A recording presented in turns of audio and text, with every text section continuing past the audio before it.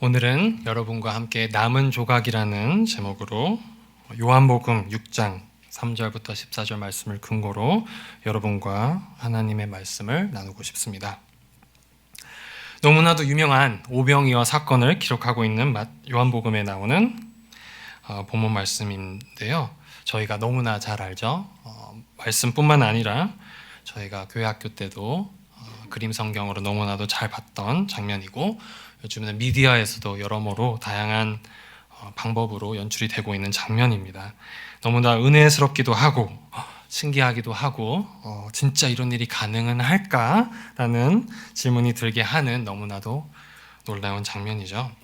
그래서 제가 오늘 이 말씀을 놓고 오늘 설교를 준비하는데, 좀 저희가 올해 그리고 작년 말 어떤 말씀을 들었나, 담임 목사님께서 어떤 말씀을 전해주셨나 잠깐 되돌아보는 시간을 가졌습니다. 그래서 가시기 전에 욥기에 대해서 말씀해 주셨고, 또 룻기 말씀해 주시고, 그 전에는 그 코끼리와 기수, 저에겐 너무나 이제 친근해진 분들이죠. 코끼리와 기수. 저도 이분들이 코끼리와 기수 이런 비유, 이런 학자들이 공부하고 연구하면서 나름 표현해낸 이렇게 분석한 그런 비유를 보면서 참 재미도 있고, 담임 목사님 설명을 들으면서 고개가 끄덕여지는 부분도 있었는데, 제가 학부 때 철학 공부를 했는데 그래서 되게 좀 와닿기도 하고 되게 저는 세심하게 들었던 것 같아요. 진짜 저게 무의식, 의식, 이성, 감성 이렇게 하면서 봤는데 이렇게 고개가 그럴 것 같다라는 부분도 있고, 제가 들었던 생각이 이제 기수와 코끼리가 있는데, 이 학자분들이 좀 더 깊숙이 들어가면은 코끼리, 기수 다음에 거북이가 나오지 않을까 하는 생각이 들었습니다. 기수가 코끼리 다루기도 힘들겠지만 거북이는 더 느리잖아요. 그래서 사실 저희가 기수도 있고 코끼리도 있는데, 더 솔직히 저희 마음을 들여다보면은 하나님께서 약속의 땅으로 가자 이렇게 하면은 시속 1km도 안 되는 느려 터진 속도로 엉금 가기 시작하다 갑자기 뭔가 이방인들이나 저희가 안 좋아하는, 무서워하는 그런 것들이 보이면 바로 방향을 바꿔서 엉금 기어가고, 하나님이 아니야 거기 아니야 그래도 멈추는 것도 느리고, 방향 튀는 것도 느리고, 출발하는 것도 느리고, 이런 거북이 같은 저희 모습을 발견하지 않을까라는 생각이 듭니다. 제가 어렸을 때 제일 좋아했던 캐릭터가 닌자 거북이입니다.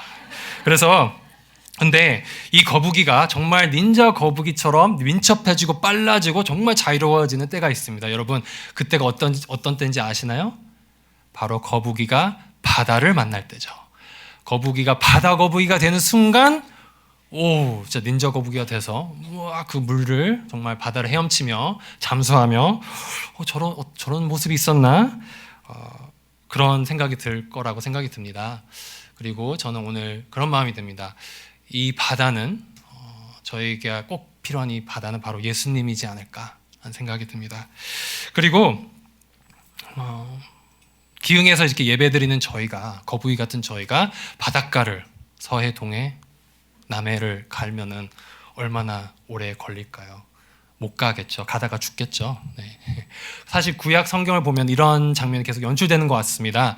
하나님이 저에게 보여주시는 것은, 이스라엘 백성은, 여러분과 저는 아무리 저희가 최선을 다해 1, 2km 시속으로 달려가도 이 예수님이라는 바다는 저희가 갈 수 없다는 것을 보여주시고, 그거를 계속 보신 하나님이 특별한 조치를 취해주시죠. 바로 저희가 있는 그곳에 홍수를 일으키는 것밖에 없습니다. 저희 힘으로는 바다를 못 갑니다. 그래서 예수님을 이 땅에 보내셔서 저희가 있는 이 자리에 비가 내리고, 저희가 그 바다에, 예수님을 바다에 채우는 방법밖에 없습니다. 그래서 저희가 예수님을 맨 처음 믿을 때 막 비가 부슬부슬 오고 기분도 좋고 막 센티멘털해지고 은혜도 되게 좋은데, 어느 순간 갑자기 몸이 둥둥 뜨기 시작하고 내 인생이 갑자기 왜 이렇게 흔들리지? 이거는 아닌데, 예수님 믿는다고 이런다고는 기대는 안 했는데, 그런 생각이 드는데, 여러분, 예수님 꽉 붙잡고 기다리셔야 됩니다. 저희 머리카락 하나까지 예수님이란 바다로 꽉 찰 때까지, 그렇게 침례 당할 때까지 기다려야지 그때 구원의 역사가 시작됩니다. 아멘. 오늘 그렇게 예수님이란 바다에 마음껏 헤엄치며 마음껏 자유롭게 그 구원의 역사를 누리는 여러분과 제가 되길 간절히 기도합니다. 자, 오늘 본문 말씀으로 가면은 너무나도 유명한 오병이어 말씀이죠.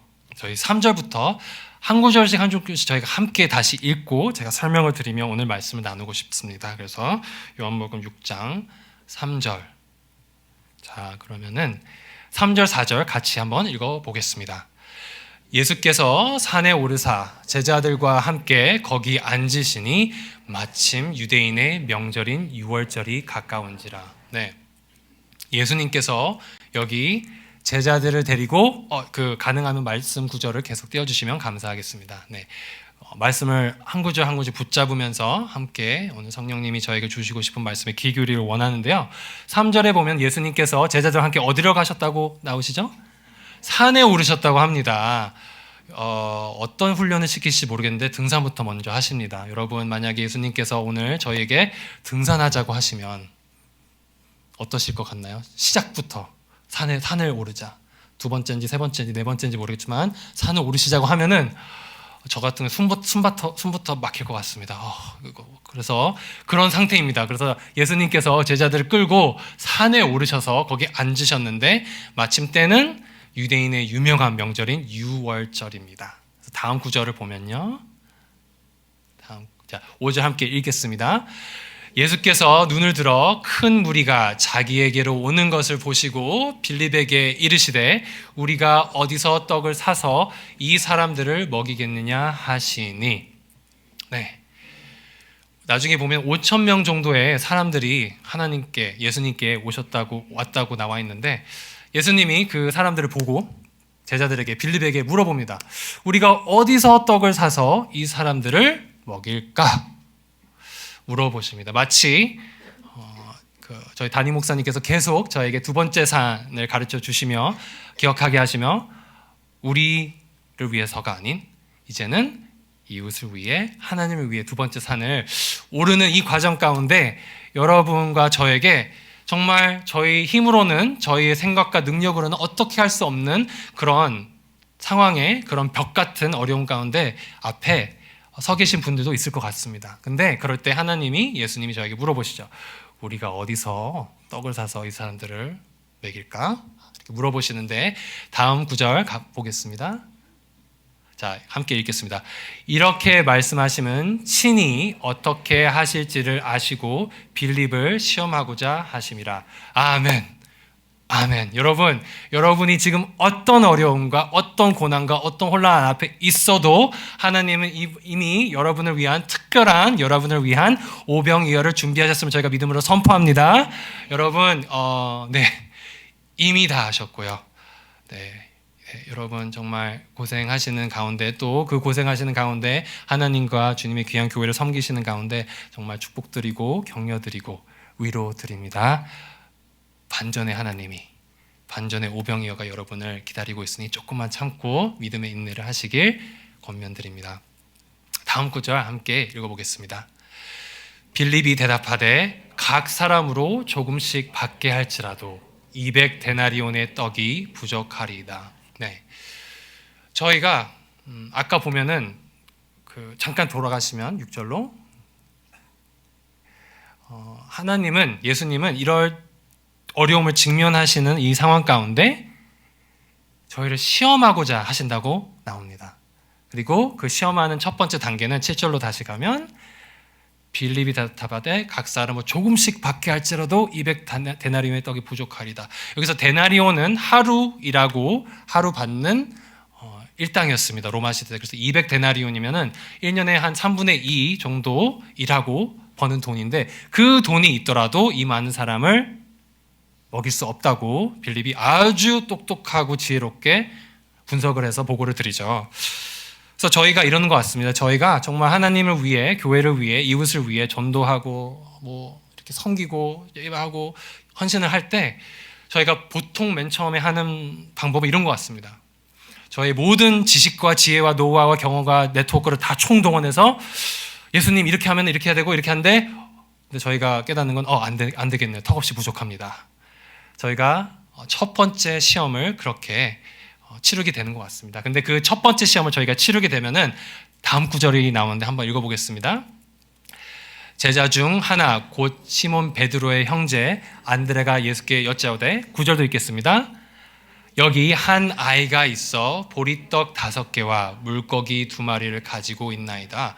그러나 그것이 이 많은 사람에게 얼마나 되겠사옵나이까. 네, 저희가 나름 인생도 살아봤고 경험해봤고 나름 인생의 업앤다운도 경험을 해본 결과 예수님 이렇게 하면 좋을 것 같습니다 라고 주님 앞에 나왔다가 결국엔 바닥을 치죠. 하나님 택도 안 되는군요. 죄송합니다. 그래서 저희가 하나님 앞에 저희 부족한 모습 그대로 아이 같은, 사람들이 신경도 안 쓰는 몸집도 작고 아무도 인정해 주지도 않고 뭔가 저 사람이 뭘 할 수 있겠어라고 그렇게 대할 만한 한 아이의 모습으로 나옵니다. 예수님, 저 보리떡 5개랑 물고기 2마리 오병이어밖에 없어요. 저는 그거밖에 안 돼요. 제가 가진 거 이거밖에 없는데 이걸로 뭘 하실 수 있겠어요, 예수님? 이러는 것 같습니다. 그럴 때 하나님이 놀랍게 역사해 주십니다. 예수님이 그러셨죠? 우리가 천국을 들어가려면, 천국을 경험하려면 아이처럼 돼야 된다고. 그래서 저희가 이 시험을 꼭 통과해야 됩니다. 예수님과 함께 동행할 때 저희도 모르게 옛 습관 때문에 제가 알았던, 제가 배웠던, 경험했던, 남들이 칭찬했던 그 방법과 그 노력과 능력을 다 총동원해도 이게 안 되는구나. 주님이 나에게 주신 그 놀라운 삶과 사역 앞에는, 이게 가정 앞에는, 직장 앞에는 이게 택도 안 되는 거를 깨닫고, 하나님 저 이거밖에 안 되는데, 이거밖에 없는데 이거 받아주시겠어요? 이거 갖고 뭘 해주실 수 있을게요. 이런 아이 같은 마음으로 나오는 여러분과 제가 되길 간절히 기도합니다. 다음 구절 읽어보겠습니다.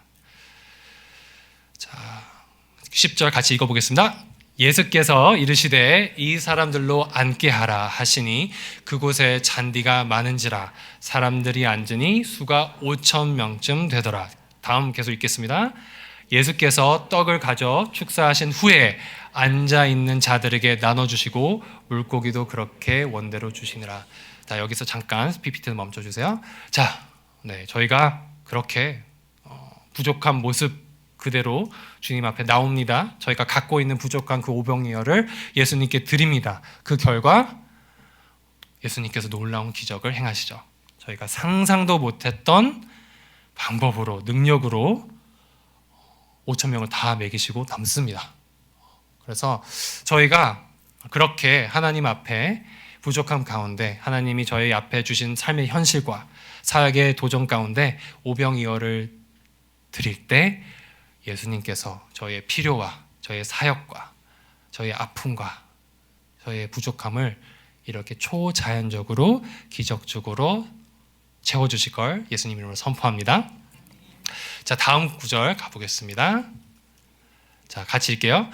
그들이 배부른 후에 예수께서 제자들에게 이르시되 남은 조각을 거두고 버리는 것이 없게 하라 하심으로.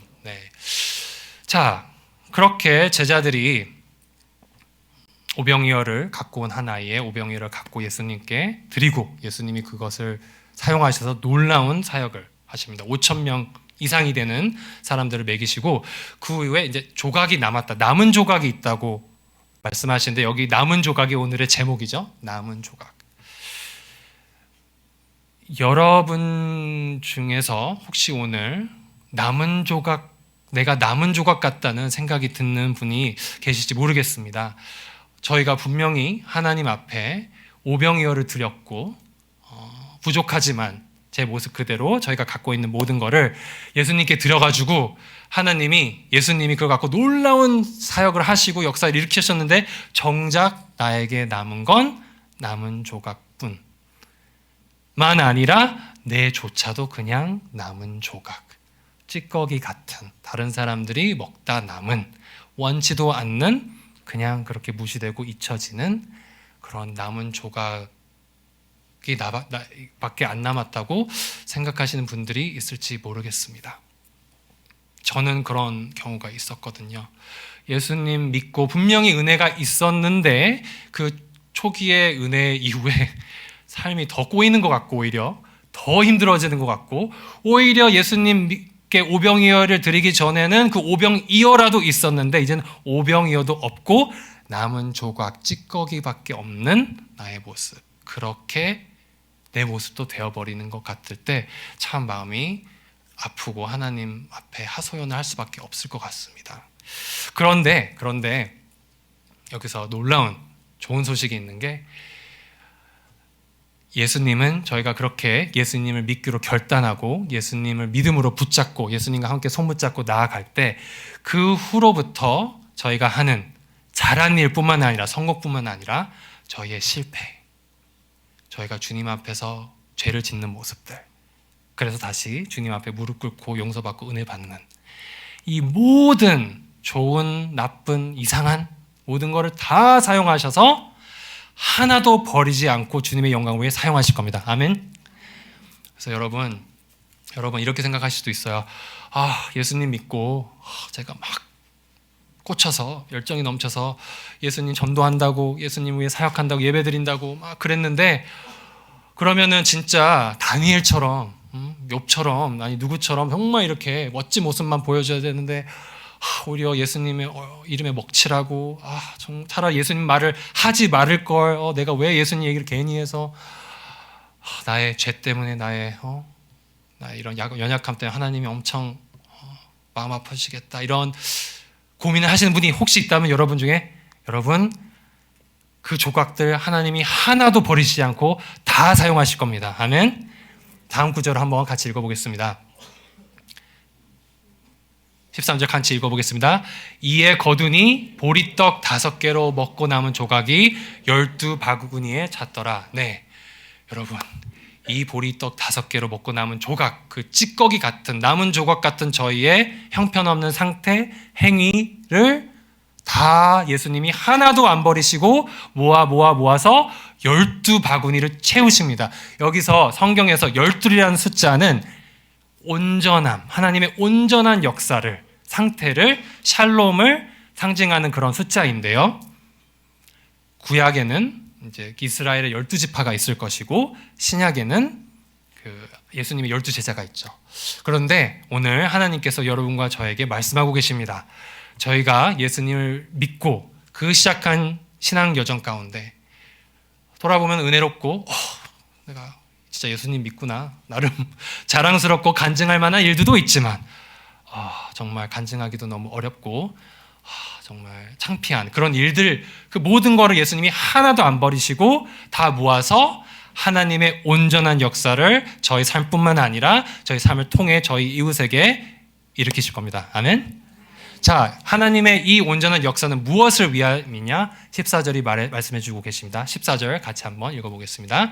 그 사람들이 예수께서 행하신 이 표적을 보고 말하되 이는 참으로 세상에 오실 그 선지자라 하더라. 아멘. 아멘. 여러분, 이게 바로 저희가 살아가고 숨쉬고 노래하고 찬양하고 예배드리고 교회 오고 월요일부터 토요일부터 그 고생을 하고 저에게 맡겨주신 가정을 감당하고 예쁘기도 하고 예쁘지도 않은 자녀들을 다 받아주고 그렇게 하는 이유가 예수님입니다. 처음도 예수님, 중간도 예수님, 끝나도 여전히 영원히 예수님입니다. 하나님께서 저에게 오병이의 사건의 그 현장으로 초청하시고 저의 힘으로 아둥바둥 해보려다가 밑바닥을 치고 다시 한번 하나님 앞에 아이 같은 모습으로 나오고 오병이를 드리고 그 이후에 남은 조각 같은 모습으로, 찌꺼기 같은 모습으로 주님 앞에 설 때 그 모든 것을 하나도 안 버리시고 모아서 예수님의 영광을 나타내시는, 예수님이 온 인류의 구원자라는 그 복음을 전하시기 위해서 이 일을 행하실 겁니다. 여러분, 너무나도 감사하지 않습니까? 여러분, 저희는 재벌이 부럽지 않고 백악관 그 누구가 부럽지 않습니다. 저희는 천국의 자녀이고 왕의 자녀이고 살아계신 주 예수 그리스도의 대사입니다. 그 정체성과 그 역할이, 그 사역이 저희가 갖고 있는 그 어떤 타이틀, 그 어떤 직장, 그 월급보다도 비교할 수 없을 만큼 더 귀하고 소중하고 위대함을 예수님 이름으로 감사드립니다. 여러분도 제가 이렇게 오병이어에 대한 남은 조각에 대한 얘기를 할 때 어느 정도 공감이 되는 부분이 있을 것 같습니다. 저 또한 그런 어떤 과정이 있어서 여러분과 제 간증을 오늘 좀 나누려고 합니다. 저는 모태신앙은 아니지만 아버지가 유학하셨을 때 미국에서 유아세를 받고요. 유아세를 받았습니다. 받고 근데 3살 때 한국에 돌아오면서 아버지가 그 교회 시험을 받으시고 교회를 안 다니시게 되셨습니다. 그리고 저도 교회로 멀어졌는데 제가 10살 때 하나님께서 유학이라는 빌미를 삼아 저를 다시 교회에 보내시고 싶으셔서 미국 시애틀로 저를 보내셨고, 그때부터 다시 이제 온누리교회, 시애틀 온누리교회가 저 첫 교회인데 다시 교회 생활을 하고 복음을 접하고 예수님을 영접하게 됐는데 15살까지 제 꿈은 썬데이 크리스천이었습니다. 저는 99살 때까지 지옥 안 갈 정도로만 놀고 살고 99살에 회개 확실하게 하고 천국 가면은 99살에 이 세상에 누릴 거 다 누리고 천국도 다 누리는 이러한 탁월한 삶을 인생을 살겠다고 주님께 말은 안 하고 그냥 다 읽고 계셨겠지만, 그랬던 제가 15살 때 다시 시애틀로 돌아가며 미션스쿨에서 성경 수업을 들으면서 너무 성경과 사랑에 빠집니다. 저희 아버지는 참 오늘까지도 그걸 안타까워 하시는데 크리스천 스쿨에 저를 보냈다는 거를, 너무나 성경에 빠지고 그 다음에 또 제가 그때 살짝 방황도 하고 있었거든요. 중3 9학년 때 제가 막 좀 담배도 펴보고 하여튼 그래가지고 막 그때 방황하고 막 나쁜 욕도 좀 해보고 그 이상은 아니었습니다. 거기까지만 해서 어머니가 아버지 없이 이 첫째 아들을 지금 막 나갈 것 같은 이 첫째 아들을 어떻게 할지 모르셔서 선교를 보내셨습니다. 우즈벡 단기 선교를 갔는데 거기서 이제 제가 성경을 읽으면서 계속 담임 목사님 비유라면 기수에서 쩌저작 내려와서 코끼리 거북이까지 내려갔나 봅니다. 그래서 나는 이제 예수님 위해 살아야겠구나, 예수님께 충성을 다해서 이렇게 살아있구나 그러면서 분명히 아버지와 약속을 하고 저는 아버지의 포부를 가슴에 안고 없는 형편에 진짜 면도하실 때도 크림을 안 사용하시고 그냥 돈 아끼신다고 비누 사용하시면 그렇게 면도하시면서 그 한 푼 한 푼 아끼셔서 유학 보내주셔가지고 저희 아버지가 나는 유학하고 졸업한 다음에 미국에서는 아무리 내가 날고 기어도 그 엘리트층에 내가 못하는 그런, 내가 그 상황을 깨닫고 그래서 한국에 왔는데 너는 다르다. 기성아, 크리스 너는 다르니까 너는 미국에 가서 엘리트가 되어야 된다. 그런 약속을 하고 갔음에도 불구하고 너무나도 안타깝게 성경의 사랑에 빠지고 선교를 갔다 와서 제가 완전히 180도 달라지고 그 학업에 대한 모든 열정이 이 성경과 기도로 신앙생활로 바뀌었습니다. 그래서 제가 한 것 중에 하나가 성경을 이렇게 계속 읽다 보니까 너무나 멋진 신앙의 그런 거인들이 보이는 거예요. 그래서 구약의 9명의 성경 인물을 선택하고 신약의 3분의 성경 인물을 선택했습니다. 그럼 12명이잖아요. 이렇게 기도하면 하나님께 좀 있어 보일 것 같아서 구약의 9명 이렇게 하고 3명에서 제가 12명을 쫙 제 앞에 이렇게 놓고, 하나님 여기 있는 이분들의 신앙의 그 장점을 저한테 다 주세요. 그리고 이분들이 갖고 있는 결정적인 그 단점은 다 제거해 주세요. 그리고 제가 이 일을 위해서 어떤 수치든 고통이든 고난이든 감당하겠으니 대신 그걸 감당할 수 있는 은혜를 넘치도록 부어주세요. 이렇게 하니까 정말 바로 응답해 주시더라고요. 인생이 힘들어지기 시작하고 태평양 건너 바다에서 저의 성적표를 그렇게 기다리신 아버지가 갑자기 A가 A-B B 이러면서 너 왜 그러니? 그러면서 갑자기 전화하면서 규성아 너 왜 이래? 너 인생 목표가 뭐였어? 나랑 아빠랑 얘기하는 그 인생 목표가 뭐였어? 너 원하는 게 뭐야? 그러니까 저는 하나님을 위해 살겠습니다. 아니 그런 거 말고 실질적으로 네가 하고 싶은 게 뭐야? 하나님의 뜻대로 사는 것이 저의 사명입니다. 그러니까 아버지가 너무 답답하신지 이거를, 근데 다행히 태평양 바다가 저와 아버지 사이에 있어서 그때는 IMF 하여튼 왔다 오시도 못하시고 하여튼 되게 저희 하나님의 아버지를 정말 사랑하시는 것 같아요. 그래서 그렇게 되면서 점점 제 인생은 힘들어져 갔습니다.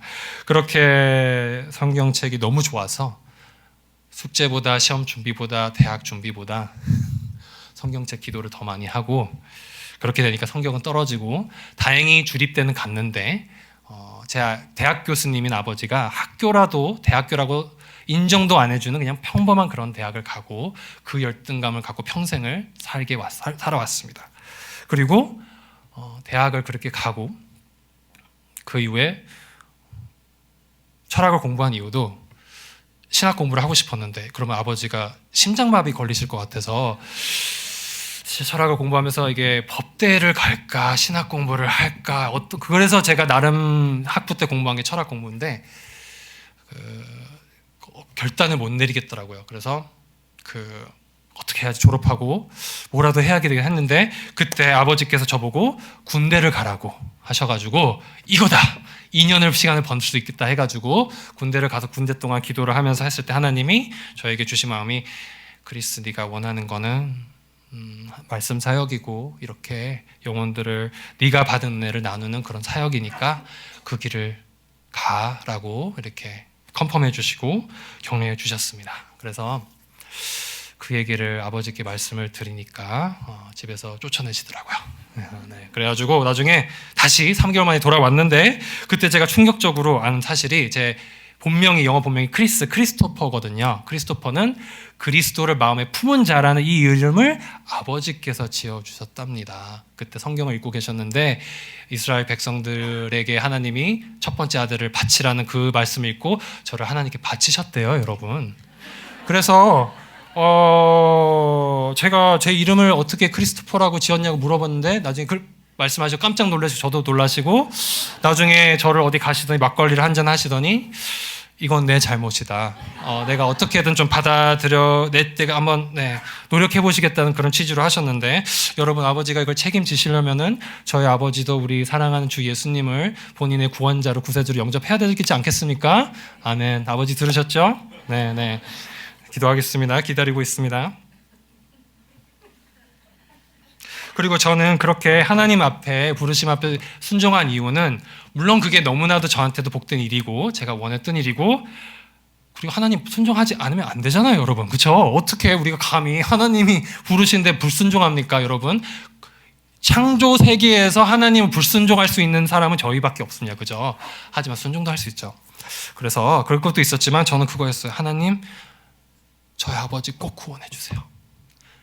저희 아버지 꼭 구원해 주세요. 제가 좋은 대학은 못 갔고 효도는 못하지만, 호강은 못 시켜드리지만, 저희 아버지랑 천국에서 영원히 살고 싶으니까 제가 순종할 테니까 저희 아버지 영혼만 책임져 주세요. 그러면서 갔던 것 같아요. 그렇게 저희 아버지를 교회를 싫어하시고 예수님을 싫어하시고 교회를 싫어하셨던 아버지가 작년부터 교회를 다니시기 시작하셨습니다. 시간 문제라고 저는 확신합니다. 이제 그래서 제가 첫 사역지가 저희 담임 목사님이 말씀해 주셨던 건 지구촌 교회가 제 첫 사역지였습니다. 제 모교는 온누리 교회였고, 온누리 교회를 서빙고 양재에서 이렇게 다니시다가 저희가 분당으로 이사를 하면서 지구촌 교회로 저희가 어머니가 옮겨가셨는데, 저도 제대를 하고 당연히 이제 지구촌 교회를 갔는데 거기가 제 첫 사역지가 됐고요. 너무나 감사하게도 그 이동환 목사님의 은혜로운 설교와 사역 철학 밑에 잘 이렇게 은혜 받으며 사역을 시작을 했고, 3년 반 후에 제가 그 지구촌 교회를 떠나 개척교회를 조인했습니다. 그러니까 부모님이 너무나 당황해하시면서 걱정하시더라고요. 그러니까 저희 아버지 비유로는, 야, 너 대기업 잘 다니고 있는데 왜 대기업을 내려놓고 구멍가게를 가니? 그래서 제가 고등학교 때부터 그랬던 것처럼 제 마음의 소망은 하나님의 뜻을 하는 겁니다 하는 이런 답답한 얘기만 할 수밖에 없었어요, 앵무새처럼. 근데 그 개척교회에서 제가 제 사랑하는 저의 영원한 단적 파트너인 제 아내를 만났답니다. 여러분, 그 정도면 뭐 잘했죠. 남는 장사했죠, 여러분. 그죠? 다른 거 볼 필요 없이. 그렇게 개척교회를 2, 3년 있다가 그 다음에는 자비랑 선교사의 길을 걷게 됩니다. 여러분, 생각만 해도 깝깝하지 않나요? 대형교회, 개척교회, 자비랑 선교. 그렇게 자비랑 성결을 또 몇 년 아내와 하다가 2019년 그 코로나가 터지기 바로 전에 한국에 들어와서 잠깐 사역을 좀 내려놓고 영어 강사 일을 하게 됐습니다. 그러니까 부모님이 아니 그렇게 반대하던 사역 한다고 하면서 영어 강사가 웬 말이냐고 저한테 또 물어보시는 것 같은데 제가 뭐라고 대답했을까요? 저도 잘 모르지만 하나님의 기도, 그래도 말씀도 못 드렸던 것 같아요. 나중에 천국에 가면 하나님이 막 그러실 수도 있을 것 같아요. 그거는 나 아니었어, 크리스. 막 그건 네 생각이었어. 그럴지 모르겠지만 일단 제 마음은 진심은 그거였습니다. 그래서 코로나가 터지고 그때 이제 아내와 월화수목금토일 이렇게 잘 지내면서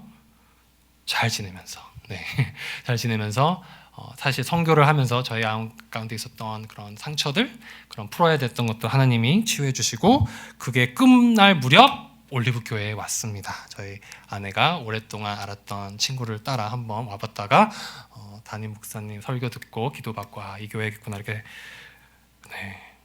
올리브 교회를 다니게 됐는데요. 그때 제가 새가족이란 프로그램을 이수했습니다. 저희 김영수 집사님이란 분께 제가 새가족을 받았는데 되게 부담스러워하고 싫어하시더라고요. 이건 반칙이라고 하시면서. 근데 저는 너무나 재밌게 행복하게 저희 김영수 집사님과 새가족 하시면은 남자들끼리인데도 손 붙잡고 기도하는 그때가 있습니다. 여러분 기대하셔도 좋을 것 같습니다. 만약 그래서 저 같은 분이 저희 교회에 오시면 다 김용수 저희 집사님께 토스하는 걸로 저희 너무 하여튼 그렇게 시작을 했다가 이제 어떻게 또 이렇게 하나님의 말씀을 예배 때 전할 수 있게 됐습니다. 그래서 그런 일도 있었지만 여러분도 그랬다시피 제 삶에도 좀 크고 작은 고난이 있었던 것 같습니다. 지금 돌아보면 너무나도 가슴이 아프기도 하고 죄송스럽게도 제 부모님 없이 아내와 결혼식을 했고 그리고 그렇게 결혼을 한 다음에도 8번의 유산을 겪었습니다. 그래서 그거를 옆에서 지켜보는 남편으로서 어떻게 기도를 해야 될지 어떤 말을 해줘야 될지 뭘 해줘야 될지 모르는 경우가 많았는데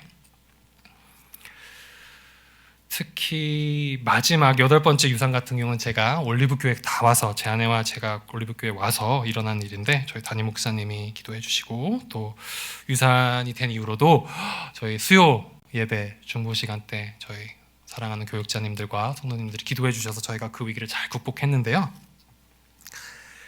그 마지막 8번째 유산을 확인한 날이 저희가 이제 분당 서울대병원에 가서 이제 2주째, 3주째 저희가 검사를 받는데 아내가 3, 4주째 되니까 또 유산일 것 같아.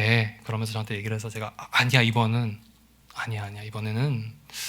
기도도 받았고 기도도 해주시고 계시니까 8번째잖아요. 그리고 여러분 7번째도 아니고 성경적인 숫자 8번째. 그래서 하나님 이건 해주실 거야. 그러면서 저도 진짜 마지막까지 기도했습니다. 근데 마지막 초음파 5주째인가 6주째 마지막 초음파 검사를 하고 정말 친절하신 선생님이셨는데 그분이 나오셔서 저에게 유산입니다 라고 말씀을 해주시는 그 순간 마치 뒤에 제 뒤통수를 누가 야구 방망이로 한 대 팍 치는 것 같더라고요. 그래서 머리가 핑 돌고 내가 무슨 죄를 졌길래 이런 일이 나와 내 아내에게 일어나지? 라고 하면서 이거는 아니지 않나요 하나님 하면서도 하나님 이런 분이 아시는데 왜 이러시지 하고 되게 어떻게 이거를 해야 될지 참 그냥 멍해지고 근데 일단 아내를 추스려 대니까 있는 날 없는 말 그냥 다 생각내서 일단 얘기를 하고 차를 타고 집으로 오고 그랬는데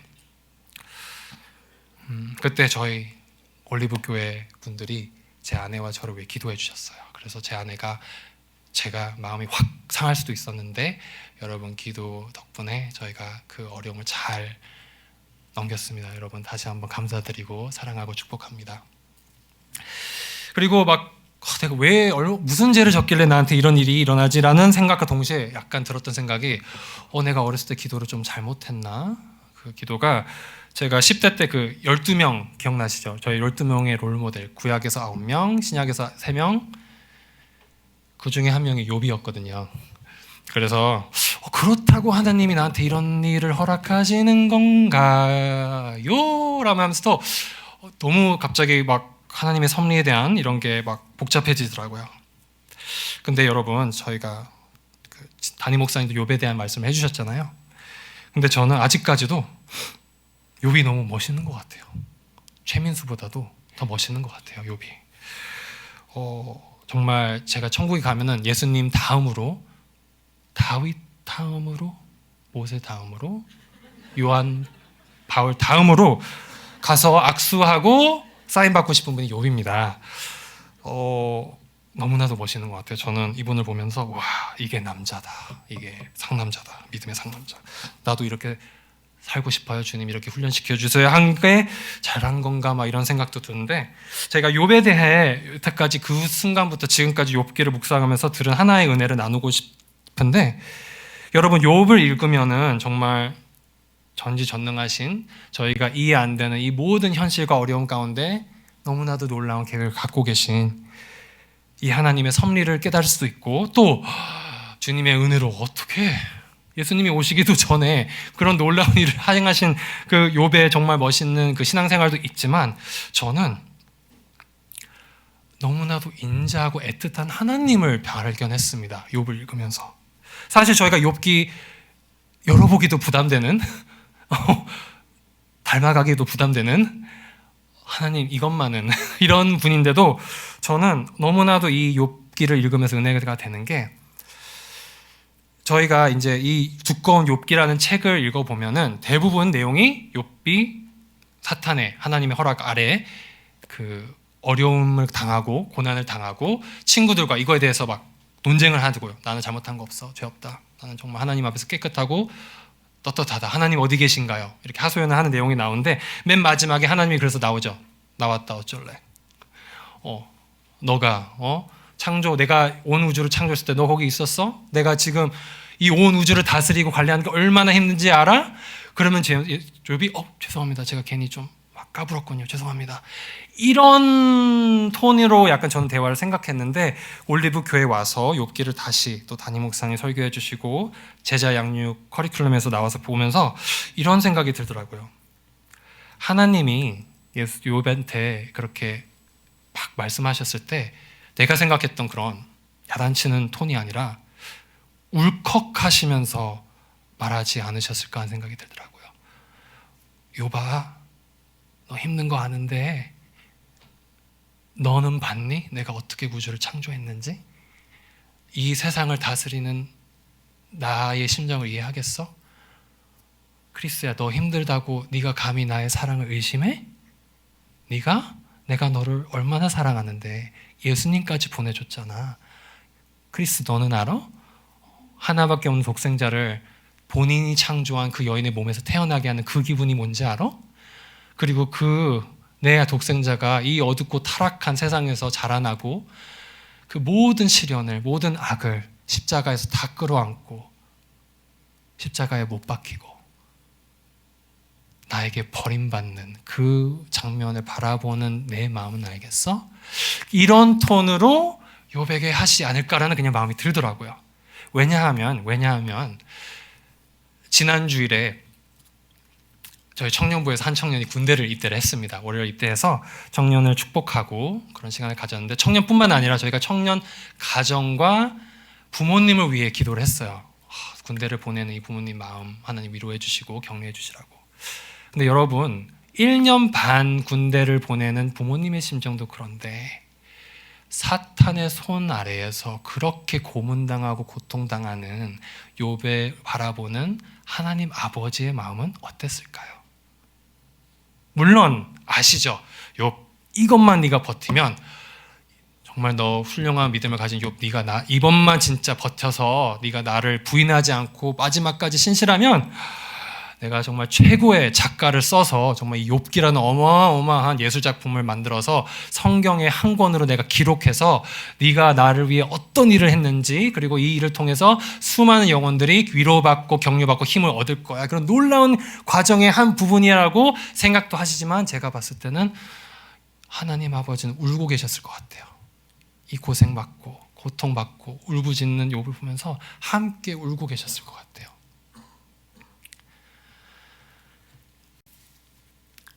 하나님이 욥을 보면서 은혜 받으셨을 것 같아요. 그래서 저는 그렇게 욥처럼 살고 싶어요. 하나님으로부터 은혜를 받는 삶뿐만 아니라 하나님이 저 때문에 은혜 받는 삶을 저는 살고 싶어요.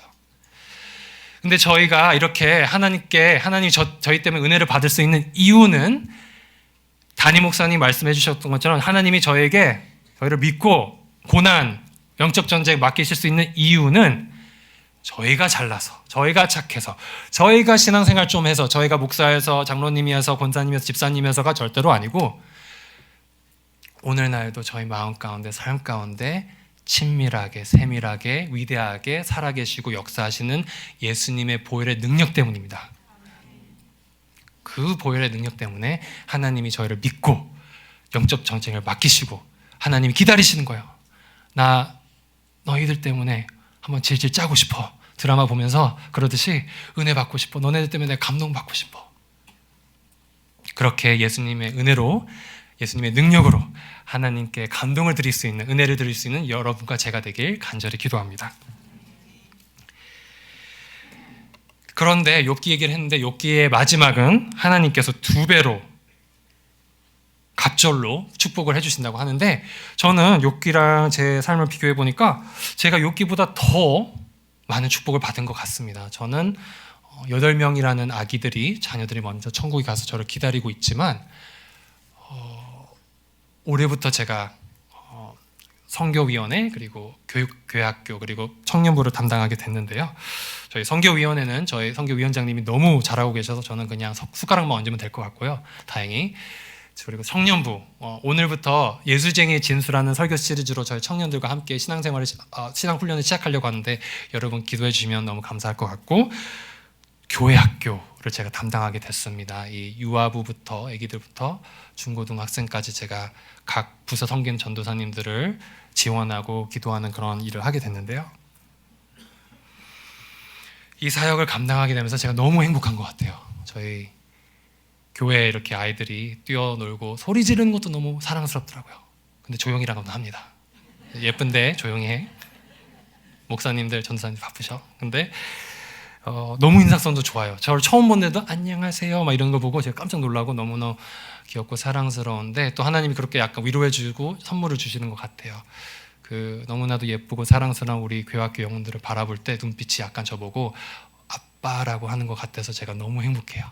그래서 저는 8명의 육적인 자녀들은 천국에 미리 보냈지만 하나님이 100명 이상이 넘는 교회학교 영혼들을 제가 품고 기도할 수 있게 해주셔서 너무나 너무 감사합니다. 물론 헌신은 학부모님들이 하시고 저희 교회 부서 사역자분들과 부장 선생님들이 잘 하시겠지만 저는 뒤에서 그냥 바라보며 흐뭇하게 기도하며 응원만 하고 있는 것만으로도 너무 감사한 것 같습니다.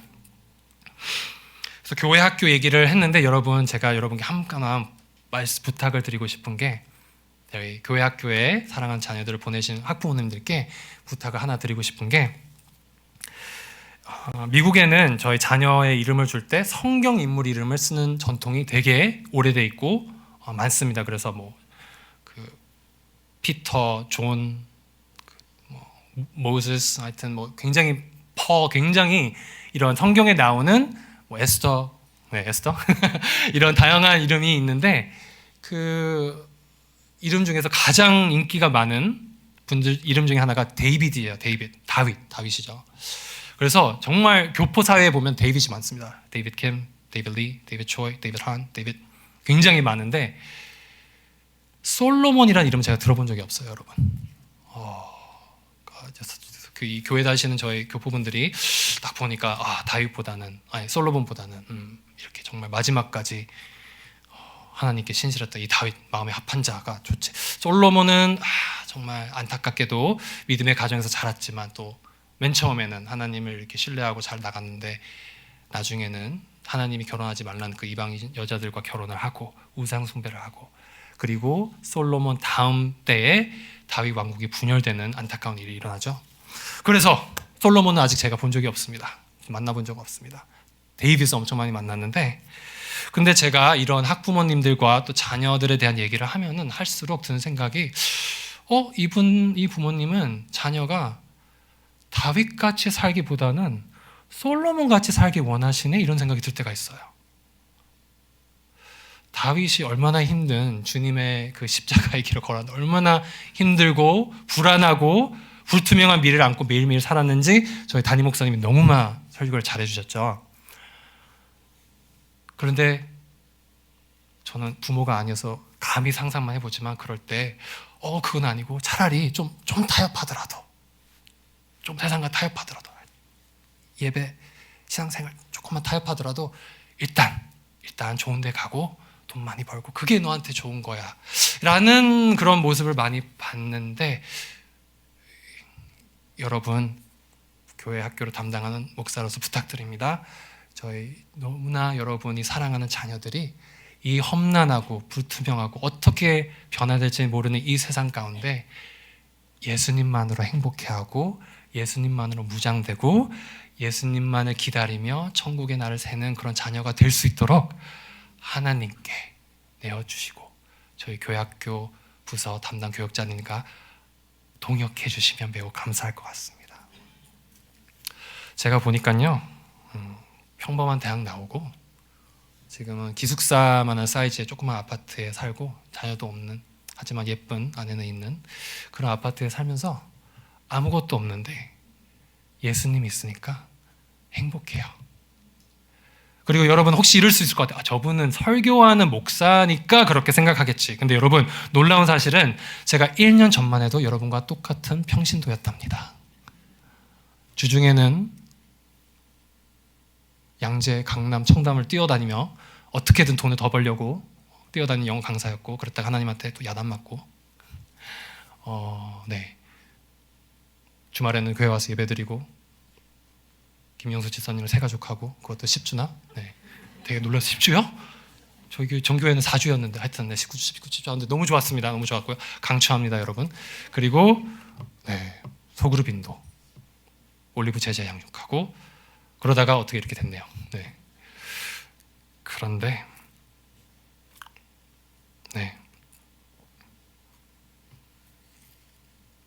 저는 제 기도 제목은 여러분의 자녀분, 제가 섬기는 교회학교 영혼들이 제가 경험했던 그 놀라운 사랑이 넘친 하나님보다도 더 깊고 더 놀라운, 더 믿을 수 없는 그런 하나님을 경험하게 되는 게 제 꿈이에요.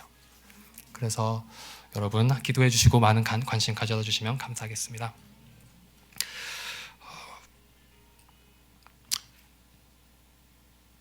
다시 한번 오병이어로 돌아오겠습니다.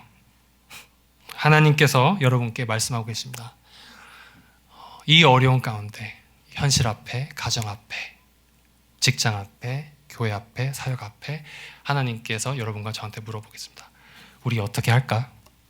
이 상황 가운데, 이 어려움 앞에서.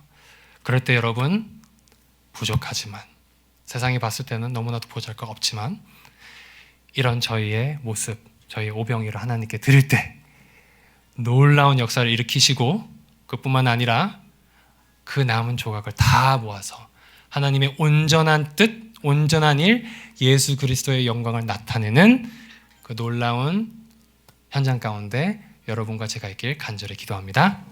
기도하겠습니다.